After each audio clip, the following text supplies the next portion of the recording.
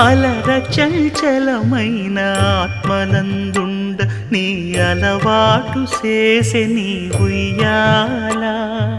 అలర చంచలమైన ఆత్మలందుండని అలవాటు చేసే నీ ఉయ్యాల